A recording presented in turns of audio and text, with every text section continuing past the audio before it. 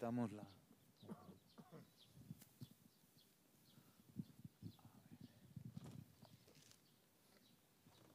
Buenas tardes, ¿se oye? Sí. Buenos días, buenas tardes, no sé, a una, lo que sea. Bienvenidos a esta maravillosa ermita y a este encuentro gastroliterario con el maestro Luis Landero. Un aplauso.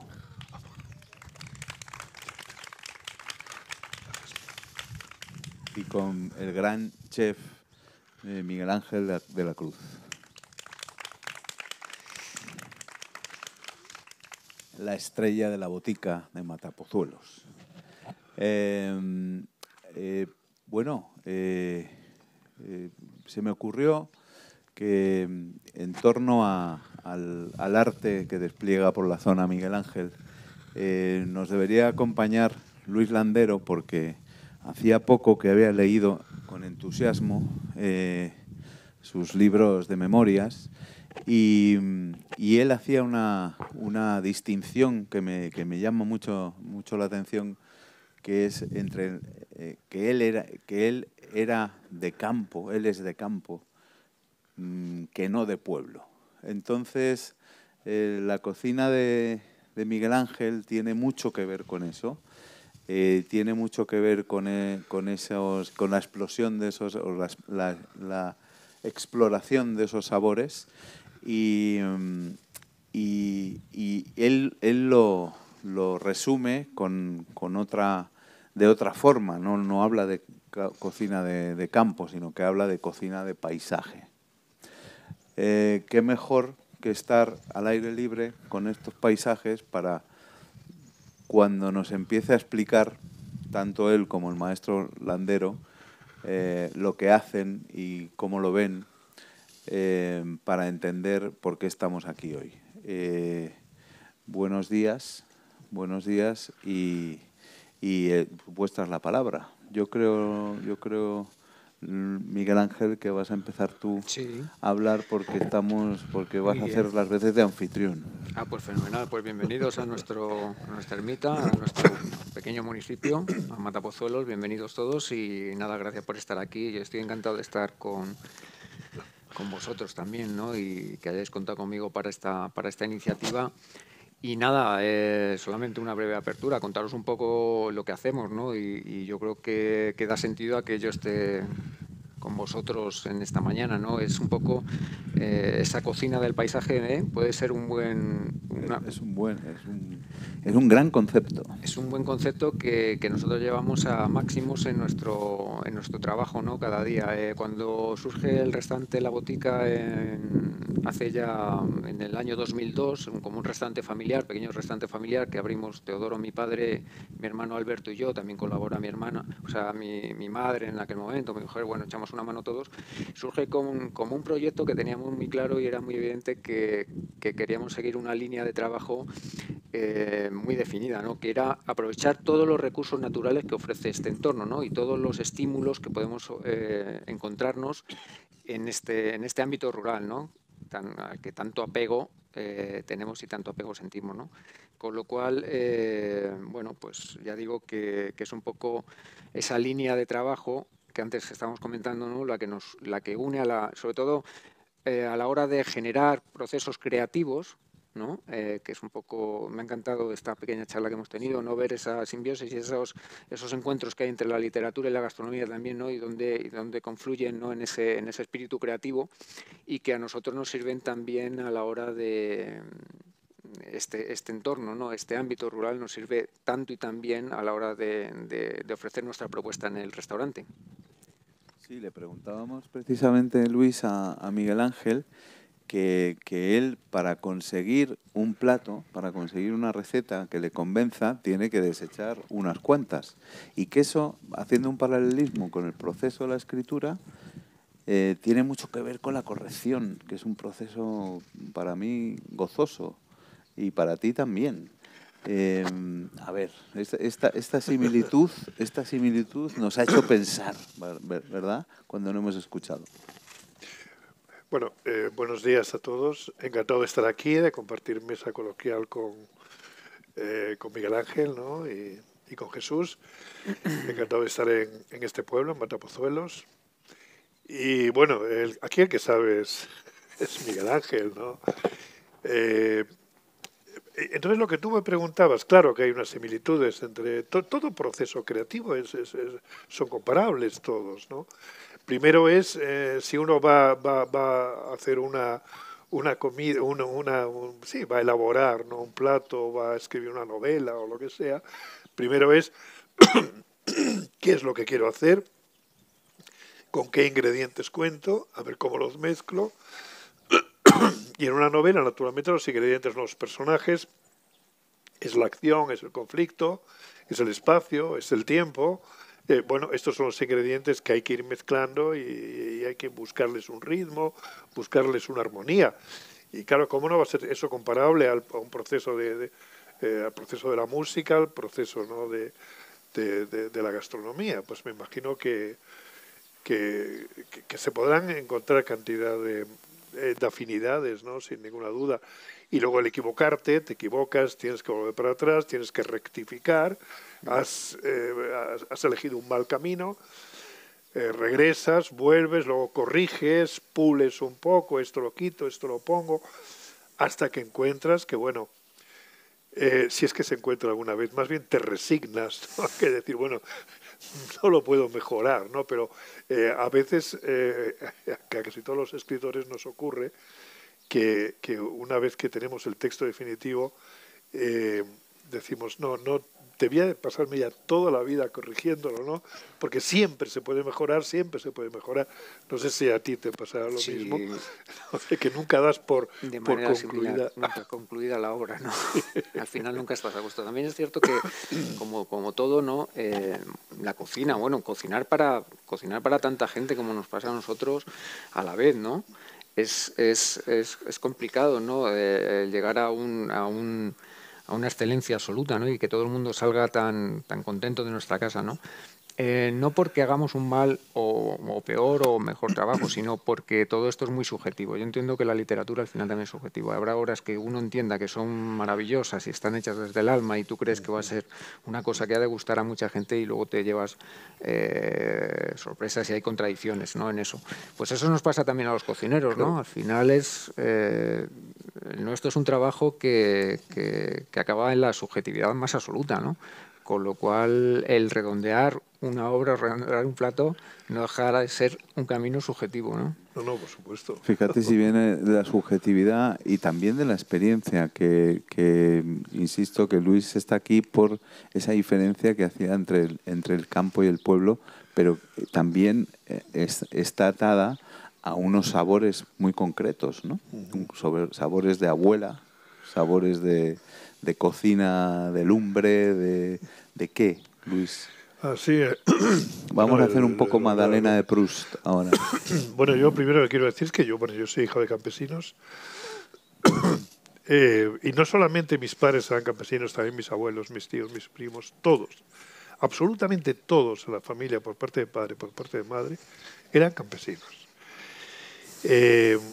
Ninguno había estudiado. El que más había ido a la escuela a aprender a leer, a escribir y poco más. El único que estudié ya fuimos la generación siguiente, ¿no? Entre la que estoy yo, ¿no?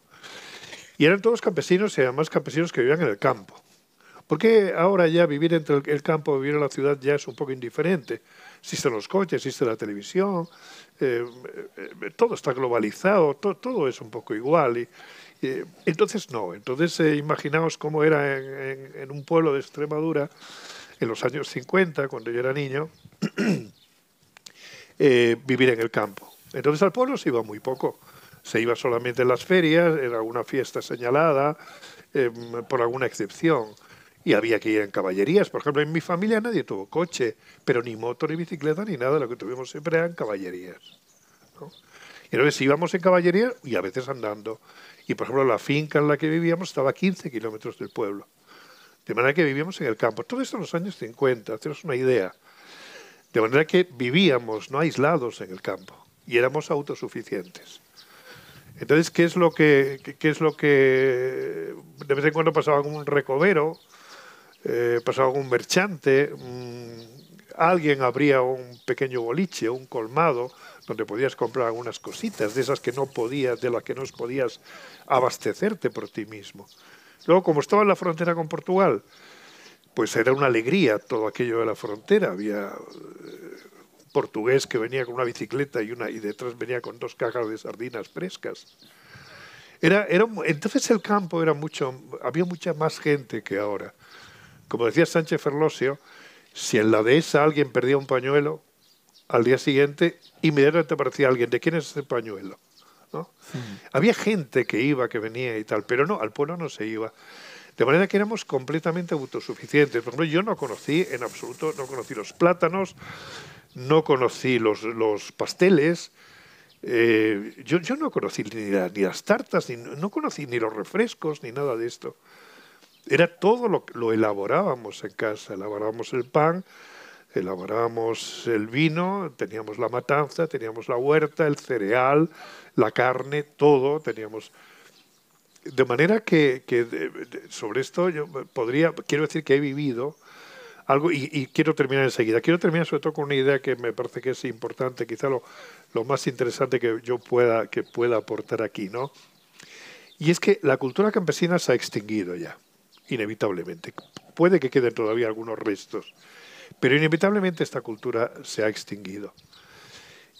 Porque es una cultura oral que se va transmitiendo de generación en generación. Y no está codificada, no está escrita. Y entonces cuando se rompe esa cadena, entonces esa cultura desaparece, porque además ya no sirve para nada. Desaparece. Yo soy el último en mi familia, y gente de mi edad más o menos, escritores españoles como Luis Mateo, como Merino, como Julio Llamazares, como Muñoz Molina, por ejemplo, etcétera. También somos un poco los últimos que hemos conocido el mundo rural y el mundo campesino en el sentido que había antes. Luego por lo demás ha desaparecido, pero afortunadamente a pesar de que se ha extinguido, quedan naturalmente gente que lo ha contado, queda alguien que lo pueda contar todavía. Delibes, por ejemplo, ya que estamos en Valladolid, lo ha contado, y lo que está haciendo Miguel Ángel es algo parecido, porque las recetas se van transmitiendo como se transmiten los viejos romances, o como se transmitían los cuentos que me contaba mi abuela, ¿no? Se iban transmitiendo oralmente de generación en generación, y lo mismo las recetas de cocina, ¿no? Y entonces, afortunadamente, la cultura campesina se ha extinguido, pero afortunadamente todavía se pueden rescatar muchos restos del naufragio. Y creo que esto es una de las cosas a las que se dedica Miguel Ángel y a las que en cierto modo me dedico yo cuando recuerdo mi infancia, porque soy de los pocos que pueden dar fe todavía de esos modos de vida campesinos de esa época, ¿no? Claro, eso es importantísimo, porque la extrapolación, no extrapolación, sino es completamente natural y coherente, de esa cultura oral tiene una fuerza básica en la receta, ¿no? Sí, bueno, al hilo de lo que comentan, ¿no? Al final nosotros siempre digo que somos militantes en pos de una antropología, ¿no? Y la búsqueda constante de los usos de muchos de los ingredientes que nos encontramos en este ámbito rural. A mí es algo que me apasiona y me encanta, ¿no? Y de hecho muchas de las recetas surgen de esa línea de trabajo, ¿no? Hemos publicado algunos escritos, ¿no? con amigos botánicos, sobre todo, porque tengo mucha sensibilidad sobre todo con el tema de la botánica desde pequeño. Es algo que me apasiona y me gusta. Y ahora que tengo un restaurante, pues trato de aprovechar ese regusto por la botánica, ¿no? Y en esa línea trabajamos, ¿no? En ese redescubrimiento de todas esas cosas. Y durante ese camino, pues todo lo que dices es cierto. Hay un paréntesis enorme, ¿no? Y hay una pérdida constante de una cultura, un patrimonio cultural que es que es tan grande y tan interesante para el ser humano como individuo que no debería de suceder, pero está sucediendo. Quizás ahora hay un halo de sostenibilidad, ¿no? Que a todos nos mueve o se respira, ¿no? O se intenta que se respire de alguna manera, un poco forzada, ¿no te parece? En ocasiones. Sí, un poco forzada, sí. Pero es algo que está regresando, ¿no? O pretenden que regrese, y yo creo que ha de regresar, porque de todas estas maldades que ocurren, ¿no? Hay algunos escritores que dicen que quedará el pozo, quedará lo bueno, ¿no? No, y sobre todo también para defendernos de la agresividad, de esa cultura tiránica que todo lo invade, ¿no? A través de las grandes multinacionales, la comida industrial, todo este tipo de asuntos. Pero decía John Berger, y no lo decía naturalmente refiriéndose a Francia, pero se puede referir a toda Europa y no sé, y a casi todo Occidente, que la mayor catástrofe cultural del siglo XX, ¿no?, es la extinción de la cultura campesina. O sea, la mayor catástrofe cultural, porque es una cultura milenaria y que no se puede conservar porque no está escrita. Entonces, en cuanto mueran los juglares, es decir, los que eran depositarios de ese legado secular, pues en cuanto desaparezca eso, desaparece todo, ¿no? Pero afortunadamente ahí está apareciendo una conciencia, una cierta conciencia, como se quiera decir, ¿no?, de que tenemos que volver no a la cultura campesina de antes, que tiene mucho de malo, que solamente parece que no quiero de ningún modo hacer un canto a la cultura campesina de antes, porque era muy duro vivir en el campo, ¿no? Pero sí, volver y recuperar sobre todo un contacto más directo con la naturaleza, no perder el contacto con la naturaleza, porque se ha urbanizado todo tanto que hemos perdido el contacto con los sabores, con los olores, no sé, con los animales, bueno, etcétera, con todo este tipo de asuntos, ¿no? Sí, el maleficio de la uniformidad, claro, ¿no? Todo uniforme, pero eso realmente yo creo que se ha producido una reacción instintiva en contra. Me imagino que, por ejemplo, tú, como nos contabas tu experiencia de niño, quizás entrar en un supermercado te parece todavía una experiencia de ciencia ficción y sin embargo, a quien no ha conocido esa otra experiencia y se ha creado, pongamos un niño, un joven, yendo al supermercado pensando que las cosas brotan de las estanterías, claro, le ha producido instintivamente, porque al fin y al cabo somos animales, una curiosidad de saber de dónde vienen, cómo se hacen, por qué, tal, y sí se ha producido una curiosidad por ver cómo sería aquello, ¿no? O sea, es un elemento como de vuelta, ¿no? ¿Tú cómo lo ves, Miguel Ángel? Mira, yo opino que la naturaleza al final no deja de asombrarnos. Esto es algo evidente, ¿no? Y siempre, y la observación atenta de la naturaleza... Tiene sus razones y sus sin razones. Desde luego. Pero al final esa observación atenta conlleva estas cosas, ¿no? Conlleva el asombro, ¿no? O sea, ¿cómo podemos hacer que algo que es para nosotros tan conocido, o antes hablamos de las piñas verdes, ¿no?, producto que tiene mucho sentido y que utilizamos mucho en nuestra casa, las piñas de pino, que al final es nuestro paisaje, ¿no? Estamos en la masa forestal más importante de Pinus pinea de toda Europa, y eso al final, dentro de esa globalización, ¿cómo hemos conseguido hacer de un producto tan sencillo algo tan exótico, ¿no?, para la gente que nos visita? Porque es algo completamente desconocido para muchos, para la gente de Valladolid quizás sea más conocido por cercanía, ¿no? Pero es algo tan exótico para los demás que no deja de asombrar, ¿no? Entonces, en esa dirección tenemos a la naturaleza. Si somos capaces de cambiarnos, yo digo que hay que cambiarse los ojos de ver, ¿no? El campo es todo verde, ahora no. Pero en primavera es todo verde, ¿no? Entonces, en 1 metro cuadrado de naturaleza, de esa naturaleza verde, tenemos tanta variedad, distintas, tantas plantas, tantos sabores, tantas texturas y tantas cosas que podemos aprovechar que no dejarán nunca de asombrarnos. Es algo infinito. Entonces el estudio también es algo infinito, ¿no? Con lo cual uno nunca deja de aprender del entorno, ¿no? sobre todo además cuando vivimos en ambientes tan artificiales, ¿no?, y tan artificiosos. Entonces volver a los ancestros, volver a la naturaleza, pues siempre es un gusto y es un... Yo es que recuerdo en mi infancia, ¿no?, que bueno, pues todo se elaboraba, ¿no? El pan, recuerdo todo el proceso de hacer el pan, amasarlo, del horno, etcétera. Recuerdo cómo se trataba el pan, ¿no? Todos los hombres además tenían una navaja, no sé por qué, pero a mí esto visto desde niño a mí me admiraba. Y digo, cuando yo sea mayor tendré una navaja también, que era como signo de emancipación o de poder o de algo. Tenía su propia navaja que se solía guardar en el bolsillo del chaleco. Y entonces a la hora de comer se cogía la hogaza, que era un pan normalmente grande, se abría la navaja y se iba cortando, ¿no? Y esa era el privilegio del pater familias, ¿no? Que cortaba el pan para todos, ¿no? Y recuerdo además, por ejemplo, otra cosa, el contacto mucho más directo con los alimentos. O sea que, por ejemplo, una cosa que siempre me llamó mucho la atención era ver comer a los jornaleros, pero incluso a gente de mi familia.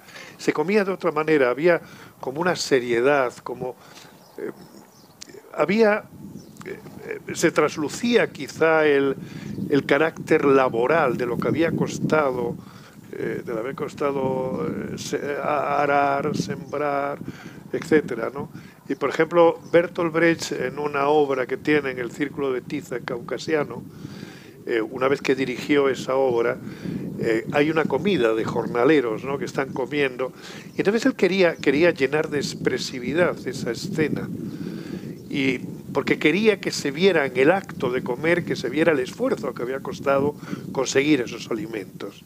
Y entonces lo que se le ocurrió es cortar las patas de la silla para que las sillas quedaran pequeñas, muy pequeñas, y la mesa alta, de manera que ellos, los que comían, los comensales, tenían que hacer gestos como titánicos para llegar a los alimentos, para cortarlos, y donde se traslucía ese esfuerzo, ese trasfondo laboral que había, ¿no?, en el trato con los alimentos, ¿no?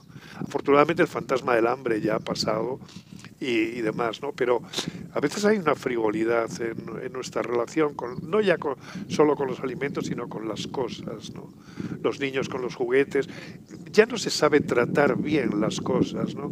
Pero esto ya lo decía un filósofo en los años 30, que ya no se saben cerrar las puertas con suavidad. Acostumbrado a las puertas que se cierran solas, a las neveras, a los portazos, a las puertas que... Ya nadie sabe cerrar una puerta con suavidad, ¿no? Entonces me parece que ese cuidado con las cosas, esa morosidad, ese gusto por tratar las cosas, que es lo que veo yo, por ejemplo, en Miguel Ángel, en tratar los alimentos, las cosas de la naturaleza y demás, es algo que espiritualmente nos puede enriquecer mucho, culturalmente, no solo espiritualmente, todo recuperar y volver otra vez a sentir el valor de las cosas, ¿no? Deshumanización, eso sí, conlleva una deshumanización, esa conlleva una deshumanización, sí. Y eso conlleva una crisis del humanismo. Sí, sin duda. Por tanto, sí. O sea, va todo unido. O sea, cuando nosotros vamos a un supermercado y encontramos unos tomates en un plástico, vamos mal. Sí. ¿No? Bueno, al final lo que sí que es cierto que ahora mismo vivimos tiempos convulsos, ¿no?, y raros, y sobre todo en la industria, ¿no?, en la industria alimentaria me refiero. Va a haber cambios, yo creo que graves. Cambios graves están tratando de que haya estos cambios, ¿no?, en cuanto a la alimentación. Todos habéis oído o estáis oyendo últimamente todo este tema sobre las carnes, todas estas cosas, ¿no?, que son estas noticias que empiezan a verse, ¿no?, a desaparecer, ¿no?, o que están apareciendo ahora. Al final va a haber una consecuencia que yo creo que va a beneficiar a la gente de bien, que siempre, bueno, que yo entiendo que es gente de bien, y va a ser la consecuencia del verdadero lujo. El verdadero lujo va a dejar de ser el lujo que encontramos hasta ahora, ¿no?, o como se entiende hasta ahora. Sí, que no es cuestión de dinero, ¿no? No va a ser cuestión de dinero.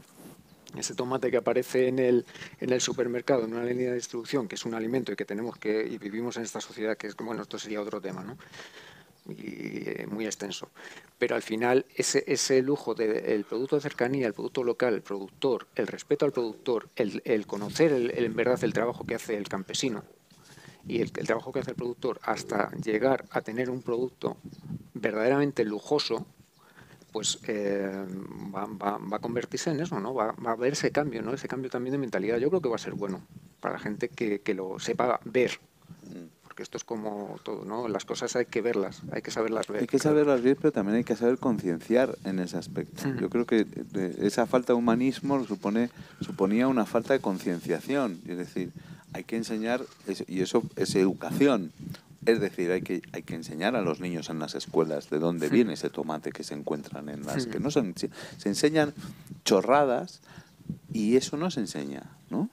Entonces, a lo mejor empezando por ahí, por lo más básico, yo tengo una obsesión ahora por volver a la raíz de las cosas que bueno, de ahí que este festival se tenga que ver con el origen, ¿no? Porque no estamos revisando, no estamos volviendo a esa raíz para entender por qué las cosas son como son, ¿no? No es que no se esté volviendo, es que se está yendo en otra dirección, o sea, en toda la contraria, con lo cual... Pensamos que es un algoritmo. Exactamente. Al final, como desde la educación que se da a los más pequeños en las escuelas y tal, o sea, esto se viaja en esa otra dirección, en ese lado oscuro, ¿no? Que digo yo, que creo yo que lo es. El lado oscuro, sí señor, que lo has dicho muy bien. Al final, para nada se está haciendo un buen trabajo con esto, desde mi punto de vista, ¿no?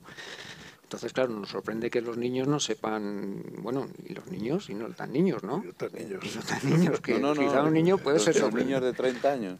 Bueno, pues que estos no sepan de dónde vienen muchas de las cosas que son habituales o que otros sí que sabemos, ¿no? Pero yo creo que es un tema que, bueno, pues no corresponde a nosotros. Nosotros podemos colaborar en transmitir nuestra intención, en transmitir nuestra manera de entenderlo. Para muchos será equivocada. Sí corresponde. Yo creo que os apela a los cocineros de cierta altura, os apela mucho, ¿eh? Sí. Mira, Ferran Adrià, ¿a qué se dedica ahora? Precisamente a elaborar una gran enciclopedia de todos los alimentos a nivel universal. Sí. Y en eso ha congregado a 70 expertos desde bioquímicos hasta diseñadores gráficos para entender de dónde viene un tomate y cuántas variedades de tomates hay y por qué, ¿no? Pero cambiando de tercio, ¿tú eres cocinillas, Luis? Bueno, no, yo soy muy mal cocinero. No, pero bueno, soy cocinilla, sí, porque enredo mucho y estorbo mucho la cocina, pero vamos, nada más. Me encanta estar en la cocina, a ver cómo se hacen las cosas. A mí me tocó durante algunos años hacer la comida para mi familia, para mis hijos y para mi mujer. Y entonces, bueno, yo lo que hacía siempre era es que me da vergüenza decirlo. Para eso estamos, una ensalada ilustrada, un arroz blanco y luego filetes con patatas y poco más. Bueno, vergüenza me da decirlo, pero es este el que me ha metido a mí. Pero eso está muy bien. Pero recuerdo, sí recuerdo, por ejemplo, yo no conocí la palabra bocadillo de niño, no se usaba en el campo, yo no sé en el pueblo, pero en el campo no se usaba la palabra bocadillo. Y entonces, ¿qué era la merienda? La merienda, un cacho de pan con un puñado de aceitunas, por ejemplo. O con medio tomate, de esos tomates grandes con un poco de aceite de sal, o con un cacho de chorizo, o de queso, o de lo que fuera, y a correr, ¿no? Y entonces un cacho de pan con algo. Y entonces cuando llegué a Madrid, recuerdo que me mandaron interno a un colegio, ¿no? Y entonces me dijeron, ¿quieres un bocadillo? Y me dijeron además con esa elle. Y fue en ese momento, al oír esa palabra, cuando me sentí realmente lo triste que yo estaba de estar interno en un colegio lejos de los míos, lejos de mi ambiente, lejos del campo, lejos del pueblo, lejos de todo ese mundo que había dejado atrás. Y lo descubrí por esa palabra, bocadillo. Y todavía tengo cierta cosa cuando digo esta palabra, o sea, es una palabra que no me gusta y que procuro evitar casi siempre porque como que es una palabra, en fin, que me trae. Es que te resistes a pronunciarla bien. Bocadillo, además. Menos mal que te dijeron un sándwich. Y me recuerda esas cosas. Os recuerdo cuando descubrí la tarta, porque yo no sabía ni la palabra tarta ni lo que era una tarta. ¿Cómo fue aquello? Pues no, pues estaba interno en el colegio, yo tenía 8 años o por ahí, y entonces al final del domingo pues llegaron todos los que habían salido, y se me comió una tarta buenísima. ¿Y qué? ¿Cómo? Una tarta. Y luego ya me enteré de lo que era una tarta. Por ejemplo, el gazpacho nosotros lo hacíamos, siempre se hizo en el campo, nunca se pasaba. No, se hacía con trozos enteros y luego se echaba el agua y el aceite, de manera que quedaban todos los manchurrones de aceite allí flotando encima del agua. Ese era el gazpacho. Y cuando llegamos a Madrid, que emigramos todos, como tanta gente, ¿no?, del sur, que emigramos a Madrid y a otros lados, pues recuerdo que durante muchos años se siguió haciendo gazpacho así. Porque además no existían las batidoras y si existían nosotros no la compramos, porque seguimos un poco fieles, ¿no?, al espíritu campesino que nos trajimos, ¿no?, del pueblo. Claro, y luego ya cuando yo empecé a conocer el gazpacho, ya pasado por la batidora o por la cosa esa que se le da, entonces me quedé asombrado y pensé, digo, eso no es gazpacho. Eso es una falsificación del gazpacho, el verdadero gazpacho, etcétera. Y primos míos mayores, todavía tengo uno que tiene 90 años, que le parece una herejía que se pueda pasar el gazpacho. Claro. O sea, gazpacho tiene que ser como se ha hecho siempre, ¿no? Esto lo hablábamos, creo, ese espíritu tan conservador que tienen a veces los campesinos, de lo que se ha hecho así, se tiene que seguir haciendo así por los siglos de los siglos, ¿no? ¿Y tú sigues comiendo el gazpacho así? No, ya me he reconciliado con la batidora, con con la todo tecnología eso. de la batidora. Y luego comíamos todos el mismo plato, por cierto. Los frijones, vamos, los alubia, que ahí se llaman frijones, los garbanzos del puchero, ¿no? Garbanzos riquísimos, de esos que estaban ahí chucu toda la mañana, ¿no? Al lado de la lumbre. Y eso lo comíamos todos en el mismo plato, ¿no? Entonces el mismo plato comíamos y además con una educación exquisita, porque hay una elegancia de los campesinos, una elegancia en todo, en la manera de usar el sombrero, en la manera de colgarse la chaqueta del hombro. ¿Has visto esos viejos campesinos con la chaqueta colgada del hombro y con una espiga en la oreja? Bueno, que sea a gusto verlos, tienen una elegancia, una cosa, ¿no? Y... O sea, que no eres cocinilla. No, cocinilla. No soy cocinilla. Es atrevido, cocinar para la familia. Sí, cocinar para la familia es una de las cosas más atrevidas que puede tener más complejas y cocinillo. menos consideradas. Bueno, o sea, de todas maneras, no te das importancia y es muy importante. Los míos se lo comían con mucho gusto y muy bien, ¿eh? Eran pocas cosas, pero oye, las hacía con mucho cariño. Sí. Y hacía las cosas lo mejor que podía. Pero volviendo a eso que hablábamos antes, yo creo que ahora la gente se ocupa más de comer sano. ¿O estoy equivocado yo? No. ¿Hay una tendencia a esto? ¿Se ocupaba antes la gente más de comer sano o ahora? No, ¿qué quiere decir ahora? ¿No empieza la gente a ocuparse mucho de esto o no? Bueno, sí, ahí sí. Yo creo que hay más información también con esto, ¿no? Quizás antes también era otro estilo de vida, con lo cual requería otro tipo de alimentación. Es que no es comparable, ¿no? Claro. Cada momento tiene su dieta, ¿no? Yo creo que ahora vivimos de una manera más acomodada, ¿no? Entonces tampoco necesitamos tener esas saturaciones en grasas, en todo este tipo de cosas. Esa famosa dieta mediterránea, ¿no?, que dicen que ahora se lleva tanto a cabo y que es la mejor dieta que hay. Bueno, pues sí, combinar todos lo que sí que está claro que una buena dieta pasa por combinar distintos alimentos y todos. Lo que sí me parece muy interesante de esto que tú has dicho y que practicas es la relación con los ámbitos pequeños, donde conoces al que tiene el gallinero y que te sirve los huevos, conoces al carnicero, y entonces conoces a la gente y tienes una relación, incluso con la gente, con los productos, con todo eso. Me parece que es humanizar, rehumanizar, porque no solamente es rehumanizar la comida, sino rehumanizar el trato con la gente y con las cosas. La relación. Exactamente, valorizar el trabajo de los demás. Yo digo que a veces pasa, los cocineros no somos más que meros instrumentos que muchas veces yo creo que los buenos cocineros tratan de encontrar los mejores productos, ¿no? Porque a partir de esa materia prima, desde luego van a conseguir un mejor resultado. Entonces, muchas veces el producto pasa como una pincelada donde no ha de tocarse. Porque tienes un gran producto, unos tomates, por ejemplo, esto que hablamos de los tomates. El tomate es muy recurrente, ¿verdad? Sí, es un producto que todos conocemos, sí. Sabemos que es malísimo cuando está fuera de temporada, y cuando alguien coge un tomate de una mata y lo come en su momento... Es una metáfora el tomate. Es una maravilla, ¿no? Con lo cual es algo muy recurrente. Y pasa esto, nosotros tenemos un buen amigo que es Eduardo. Eduardo es un muchacho que tiene una plantación de tomates en Piñel de Abajo, aquí en Valladolid. Perdón, y hace 600 variedades distintas de tomates. 600. 600 variedades distintas de tomates. Pero bueno. Entonces, cuando llega esta época, que suele ser, ahora por el tiempo, a finales de septiembre, antes, en agosto ya comíamos estos buenos tomates, cada vez se va retardando, ponemos una mesa a la entrada del restaurante con un montón de esta variedad, no las 600, porque necesitaríamos una gran mesa, pero sí unas cuantas, quizás 60, 70 variedades distintas, y a todas las pone su nombre, ¿no?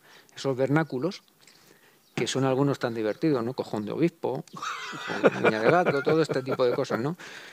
Que al final, pero a mí lo que me impresiona de Eduardo, aparte de que él no come tomates porque no le gusta, es que se sabe perfectamente todos los nombres, todos estos vernáculos. Algunos yo creo que se los ha identificado él o los ha nombrado él como primeros tomates que han aparecido en su tal, pero siempre sabe cuál es cada variedad, con lo cual es algo admirable, ¿no? Y en verdad tenemos un producto estupendo, cada uno con sus matices, cada uno con su color, amarillos, verdes, algunos blancos, unos con formas puntiagudas, otros con 4 morros, o sea, es algo maravilloso, ¿no? Entonces ese vínculo al final sí, es el vínculo de la amistad. Sí, sí. Y el vínculo del agradecimiento, por mi parte, ¿no? Hacia su trabajo, porque al final yo lo único que hago es lavar el tomate, cortar el tomate, Sí. ponerlo en un plato y poner un chorracito de oliva. Sí.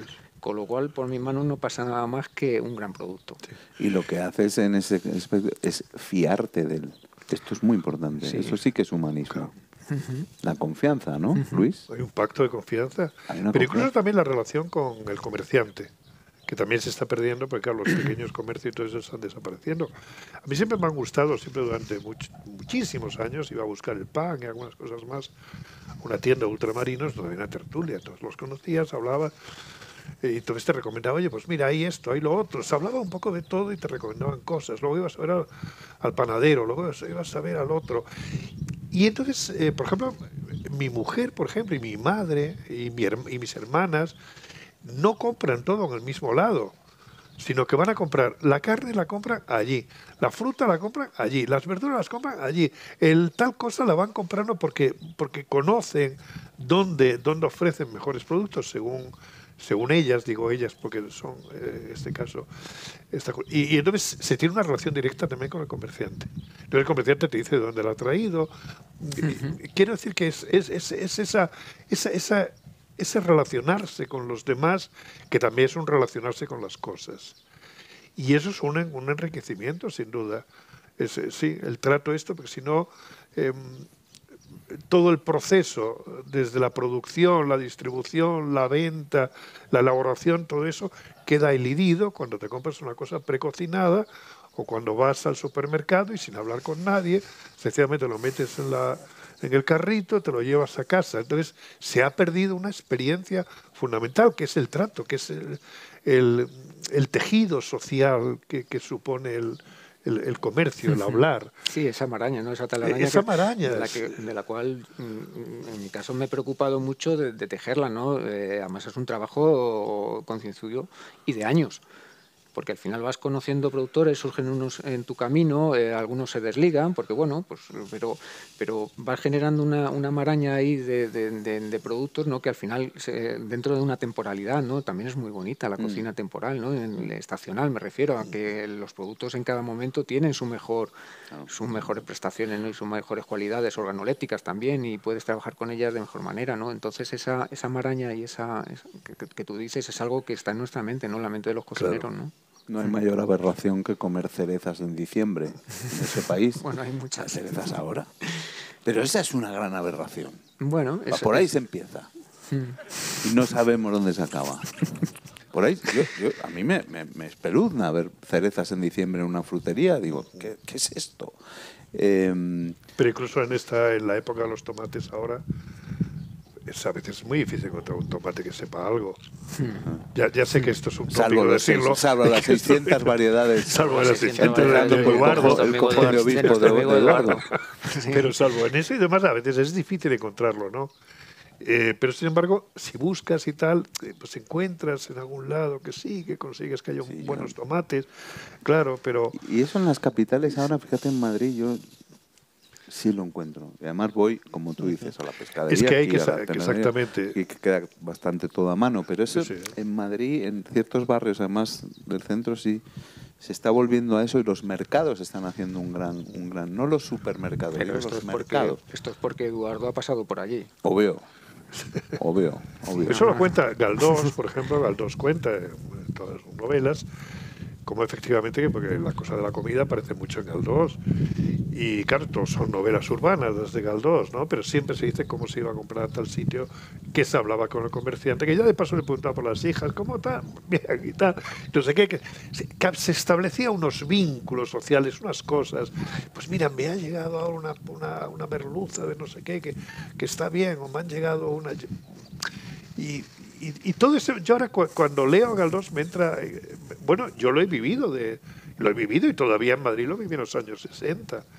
Ha sido todo, ha habido un acelerón histórico increíble, no sé en qué momento, donde de pronto la historia de pronto ha salido despendolada como Fórmula 1, ¿no? Y entonces hay un corte histórico que no sé cuándo se ha producido, pero que todo esto ha cambiado muchísimo, ¿no? Y lo que decimos que ha cambiado la informática, no sé qué, no sé cuánto, los hábitos de comer también, porque culturalmente cambia todo. Cuando cambia una cosa, todo cambia. Y entonces también y por eso es tan importante oponerse a todo esto, a donde nos llevan, que no sé a dónde nos llevan, pero me da que no vamos por buen camino, como tú decías, ¿no? Y entonces es muy importante Hay que hacer labor de resistencia. Sí. ¿Qué comen tus personajes? ¿Tú te esmeras mucho en darles de comer bien? Sí. Porque sí, yo me sí, esmero sí. en que coman bien. Sí, tú te esmeras. Sí. Yo no comen cualquier cosa los míos, ¿eh? Los tuyos, ¿qué comen? Bueno, mis personajes normalmente son gente de poco pelo, o sea, gente que no tiene mucho dinero para comer, pero entonces se esmeran en comer lo mejor posible de todo lo que pueden, ¿no? Pero sí, es gente que, salvo, bueno, a veces es gente un poco depre y tal, y entonces viene bien la comida para retratarlo psicológicamente, ¿no? Alguien que en la soledad de su casa se abre una lata de sardinas y que ni siquiera se sirve en un plato, sino que allí mismo guarrea un poco con el tenedor y con el pan, eso dice, pobre hombre. Lo cual estás haciendo una labor psicológica a través de ver cómo come o cómo deja de comer. Bueno, no en vano, el primer párrafo del Quijote ya sabíamos lo que comía. Efectivamente. Y ahí hay un gran retrato del personaje. Bueno, es que el personaje se retrata por cómo comía. Y además ahí en el Quijote el está primer el párrafo. estatus económico que tenía. Claro. Más, ¿cómo se dice? Más vaca que carnero. Más vaca que carnero. Más vaca que carnero. Carnero era más caro, evidentemente. ¿No? Claro, exactamente. Entonces, inmediatamente con la comida se puede retratar bien a un personaje. Con la comida ya estás sabiendo. Claro, ¿De ya qué sabes. estamos hablando? Como decía Rosa Chacel, no os fiéis de los inapetentes.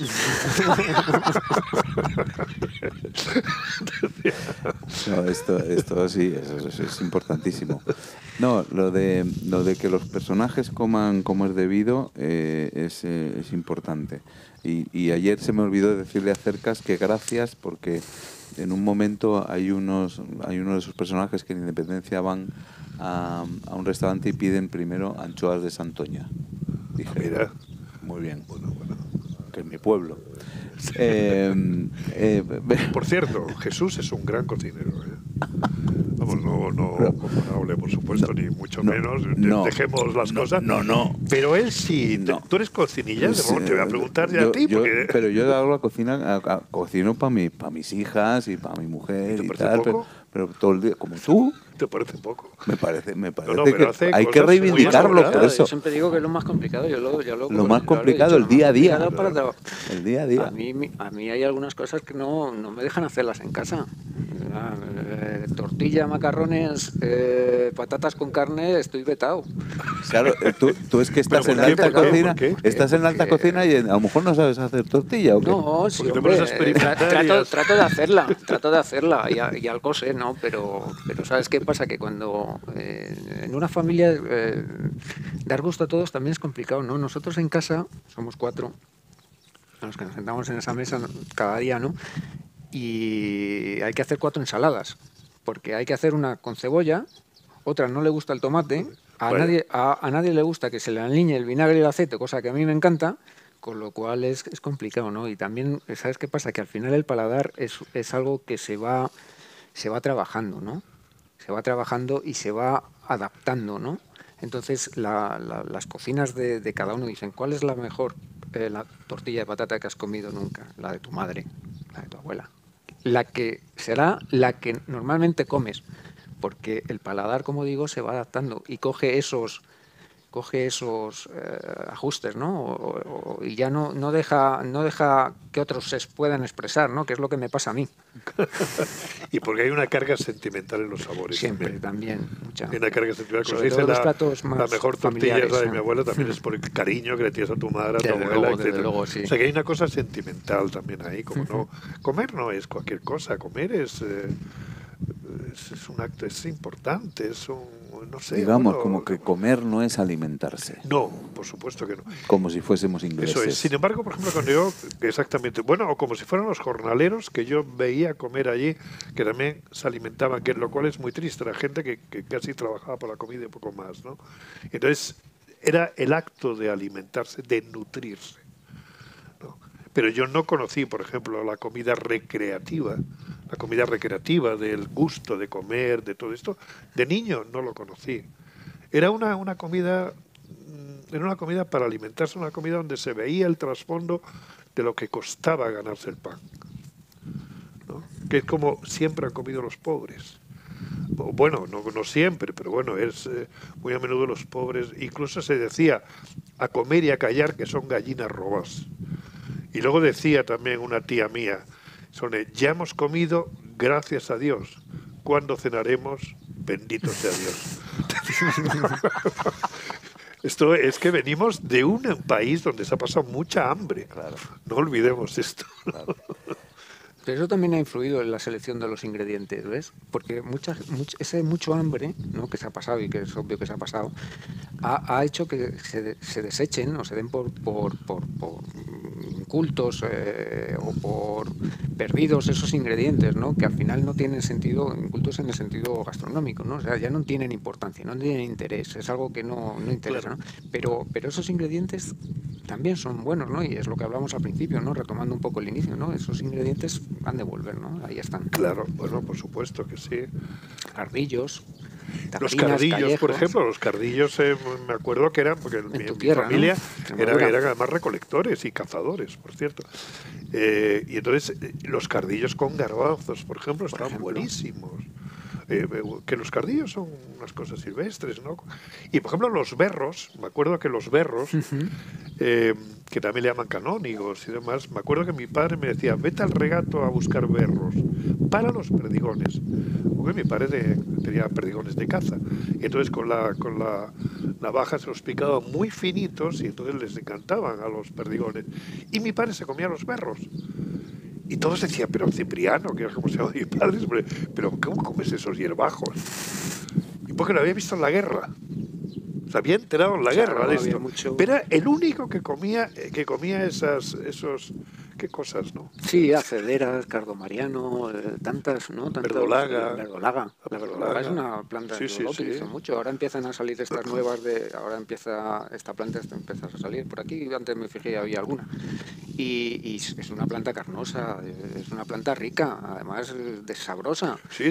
Entonces son esas cosas que sí, que la gente, claro, es que se la damos a los animales, ¿no? Entonces al final son esos productos incultos o esas malas hierbas, ¿no? Que nadie quiere, ¿no? Pero que nada tiene que ver con que sea un ingrediente para domarle, ¿no? Y para trabajar con él. Sí, a veces hay una especie de refinamiento un poco cursi, ¿no? A la hora de elegir los alimentos, ¿no? Sí, bueno, también. No sé. También es cierto. Sí. Son las 2. Esta gente tiene gazuza. Sí, y yo tengo y tú tienes que volver al restaurante, no sin antes que os den a ambos un gran aplauso y gracias. Muchas gracias. Gracias a vosotros. Gracias a vosotros. Gracias.